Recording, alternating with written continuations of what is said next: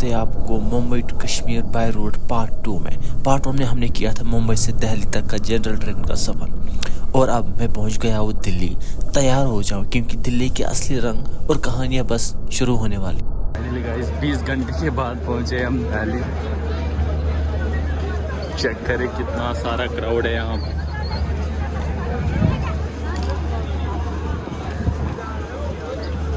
पहले मैं बाहर निकलता हूँ फिर मैं आप लोगों के साथ बातचीत कर लेता हूँ। बहुत सारे बातें करनी है मुझे।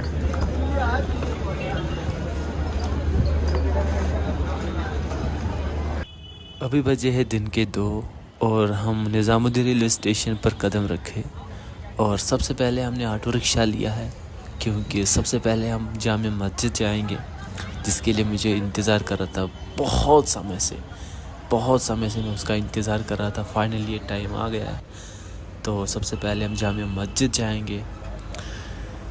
थोड़ी सी थकान थी पर आंखों में चमक भी है क्योंकि दिल्ली अब सामने थी पूरे अपनी शान में। तो एक ऑटो रिया है, रास्ते में गुजरी दिल्ली की वो पुरानी सड़कें। कभी फ्लाईओवर के नीचे ज़िंदगी चलती दिखी, कभी मस्जिदों के मीनार आसमान से बात करते लगी। ट्रैफिक हॉर्न बजाता रहा पर दिल्ली के रंग कुछ और ही थे। चाय वालों की आवाज़, मोमोज़ और छोले कुलचे की खुशबू, सब कुछ कह रहा है तू दिल्ली में है यार। जामिया नगर के रास्ते से होता हुआ जामिया मस्जिद के नज़दीक पहुंचा और फिर सामने आई वो शान, वो इतिहास जो दीवार पे नहीं दिलों में बसा है। ये दिल्ली है, यहाँ हर मोहल्ले की अपनी कहानी है और मैं लेकर आया हूँ वही कहानियाँ तुम्हारे लिए इस पार्ट 2 में।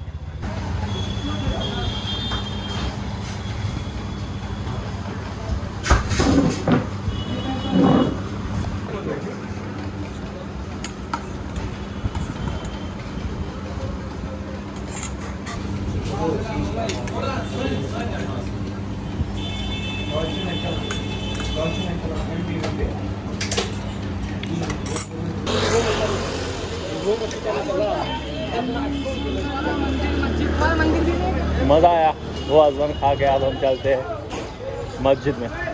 Let's go. जहाँ ईमान से ज़्यादा इतिहास की खुशबू महसूस होती है, वहाँ जामिया मस्जिद खुद एक दास्तां बन जाती है। Finally the wait is over. Oh my God. सबसे पहले हम अंदर चलते हैं और अंदर जाके मैं आपको इस मस्जिद के बारे में सब कुछ बता दूंगा। So let's enter inside the मस्जिद। तो दोस्तों ये है जामिया मस्जिद, दिल्ली की शान। ये सिर्फ एक मस्जिद नहीं बल्कि एक सिलसिला है उन कहानियों का जो मुगल एरा से जुड़ी हुई है। इसका असली नाम है मस्जिद जहानुमा, जिसका मतलब है वर्ल्ड रिफ्लेक्टिंग मॉस्क। इससे बनवाया था मुगल बादशाह शाहजहां ने, जिसने ताजमहल भी बनवाया था। कंस्ट्रक्शन हुई थी 1650 में और लगभग 6 साल में ये मस्जिद तैयार हुई है 1656 में। और सोचो उस ज़माने में इसकी लागत थी 10 लाख रुपए। ये मस्जिद इतनी बड़ी है, यहाँ एक वक्त में 25,000 लोग नमाज अदा कर सकते और इसका कोर्टयार्ड इतना बड़ा है कि पूरा मेला लग सकता है। इसमें जो 2 मीनार है, इनका जो हाइट है 40 मीटर है, जिनमें लाल सैंडस्टोन और वाइट मार्बल का ज़बरदस्त कॉम्बिनेशन है। और आज भी लोग इन मीनारों पे चढ़ के पुरानी दिल्ली का व्यू लेते हैं। और सबसे ख़ास बात, यहाँ प्रॉफिट मोहम्मद पीस भी अपॉन हिम की एक सेक्रेट रिलिक भी रखी गई है, जिसमें उनका एक सैंडल और एक हेयर स्ट्रैंड और कुरान का पुराना मैन्युस्क्रिप्ट भी शामिल है। कैसे बयां करूं, ऐसी फीलिंग है। लेकिन यहाँ पहुँचने के लिए बहुत ज़्यादा स्ट्रगल हुई है। ट्रेन में मैं सच्ची बताऊँ, मैं भूल ही गया था कि मैं व्लॉग करूँ ट्रेन में, क्योंकि इतने सारे स्ट्रगल्स वहाँ पे थे। वहाँ पे इतने सारे लोग थे, इतना सारा पब्लिक था, तो वहाँ पे ना मुझे बोलने का मौका ही नहीं मिल रहा था। तो फाइनली अभी आधा घंटे पहले मैं पहुँचा हूँ दिल्ली। तो मैं रूम ढूंढ रहा था, अभी मिला नहीं रूम। तो मैंने सोचा it is better to visit first Jamia Masjid and after that I will decide what I do, what will be better for me. तो उससे पहले मैंने वाजवान खाया, क्योंकि वाजवान में पिछले 2 साल नहीं 1.5 साल से वेट कर रहा था। जब से मैं मुंबई था तो वहाँ पे वेट कर रहा था कि वाजवान। तो मुंबई आके मैं रूम देख रहा था, तो वहाँ पे एक कश्मीरी वाजवानी मिला है, तो मैंने से पहले क्यों ना खा लेंगे। तो बहुत ही मज़ा आया। ट्रेन की बहुत सारे इंसिडेंट्स हुए ट्रेन में, तो लेकिन मैंने सोचा यार उस टाइम पे मैंने वो शूट नहीं किया था, क्योंकि जब वो इंसिडेंट हुआ ना उसके बाद मुझे लगा यार मुझे शूट करना था, लेकिन वो टाइम चला गया है।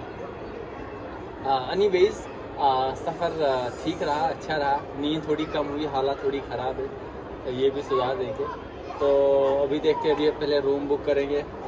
रूम बुक करने के बाद देखते हैं अगर कोई अच्छी और जगह मिली तो वहाँ पे भी जाएंगे। जो भी करेंगे आप लोगों को भी दिखाएंगे, बहुत ही मज़ा आ जाएगा। सो पहले थोड़ा सा फ़ोटो शूट कर लेते, फिर उसके बाद मिलते हैं आप लोगों से। तो अब अगर मुझे आप लोगों के साथ यही शेयर करना होगा कि मतलब आप लोग पूछ रहे होगे कि कैसा एक्सपीरियंस था जनरल में ट्रैवल करना, मैं सच्ची बता रहा हूँ, उसके लिए हिम्मत चाहिए, उसके लिए आपको पेशेंस चाहिए। अगर आपके पास पेशेंस नहीं है और अगर आपके पास बर्दाश्त नहीं है, तो मेरे ख़्याल से आपसे वो नहीं हो पाएगा, क्योंकि बहुत मुश्किल हो रहा है, स्पेशली रात के टाइम पे। अगर जो सफ़र रहता है ना 20 घंटे 25 घंटे का रहता है ना, तो बहुत मुश्किल, उसके लिए आपको बहुत ज़्यादा स्ट्रगल करना पड़ता है। स्ट्रगल इन द सेंस कि जब स्पेशली जब हम रात के टाइम सब सोते हैं ना मिडनाइट में, और वहाँ पे जगह नहीं होता है पैर फैलाने के लिए, तो उस टाइम पे सबसे ज़्यादा स्ट्रगल लगता है। तो मेरे प्लान नहीं था कि मैं जनरल में आ जाऊँगा, या मेरा खाली ये प्लान था कि मैं पहले दिल्ली जाऊँगा, क्योंकि दिल्ली मुझे आना था। मैं कब से प्लान बना रहा था, आने के टाइम पे, जाने के टाइम पे, आने के टाइम पे, 3 साल में यही सोच रहा था आऊँगा जाऊँगा, लेकिन हो ही नहीं पा रहा था। तो दिस टाइम मैंने सोचा था कि ठीक है कोई बात नहीं, अभी मैं एक काम कर लेता हूँ, मैं 3 टायर AC बुक कर लेता हूँ। मैंने किया था, मैंने एजेंट को पैसा दिया था, 600 रुपये एक्स्ट्रा दिया था बुक करने के लिए, लेकिन नहीं हो पाया, उससे भी नहीं हो पाया। तो फिर मैंने सोचा क्यों ना चल जनरल में जाए थे। तो अगर मैं बाई एयर जाता तो वो भी तो मुझे घर से मतलब घर तक जाना डायरेक्ट था, तो दिल्ली मिस हो जाता। तो मैंने सोचा ठीक है कोई बात नहीं, आज थोड़ा सा बर्दाश्त कर लेंगे और जनरल में ही चले जाते। मैं इससे पहले भी एक बार आया था, आई डोंट नो, नहीं उस टाइम पे मैं व्लॉगिंग नहीं कर रहा था, वो उस टाइम पे मैंने आप लोगों के साथ शेयर नहीं किया था, क्योंकि उस टाइम पे मैं व्लॉगिंग नहीं कर रहा था। लेकिन जितना मेरे से हो पाया, जितना मैंने शूट कर पाया, मैंने वो किया है। क्योंकि मैं ऑनेस्टली बताऊँ, मैंने ज़्यादा देर तक फ़ोन इसी में रखा था, बंद रखा था, लॉक में रखा था। रीज़न क्या था, इतना सारा क्राउड था ना, आप लोग मतलब मेरे पैर के नीचे सोए थे लोग, इतना सारा क्राउड था, जैसे आप लोगों ने पहले देखा होगा। तो बहुत सारा क्राउड था, तो उसको थोड़ा सा मुझे लगा मुश्किल हैंडल करना, तो मैंने फ़ोन बंद ही रखा। मैंने सोचा क्या पता चोरी हो जाएगा, ऊपर से मैं अकेले था, अगर मुझे नींद पड़ती तो मेरे सामान का कौन नज़र रख लेता। ठीक है, वो थोड़ी सी दिक्कत थी जो मुझे थोड़ा स्ट्रगल लगी सोलो में।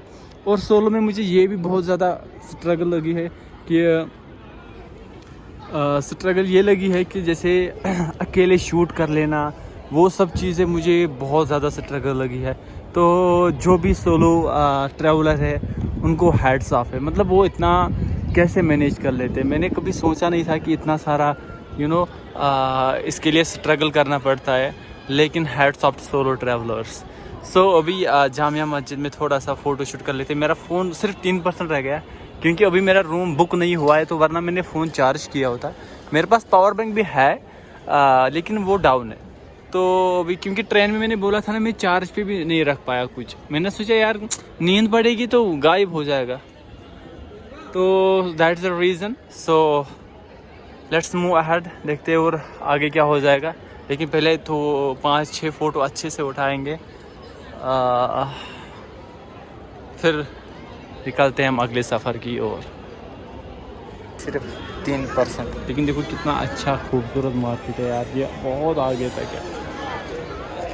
मैं जाना चाहूँगा, लेकिन यार मेरा फ़ोन देखो, आगे लाल किला भी है, वहाँ पे भी जाना है यार मुझे, लेकिन यार कैसे हो पाएगा यार, 3% बैटरी आ गया और अब कहाँ पे चार्ज करूँगा।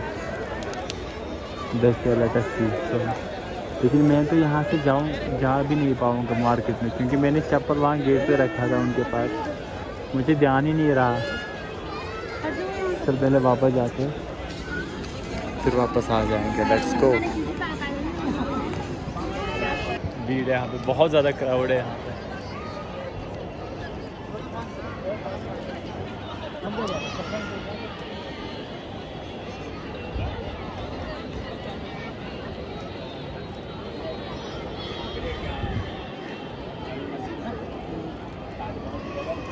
पहले आगे जाएंगे, मैं यहाँ से चप्पल लेके जाऊँगा और हम आगे बढ़ेंगे।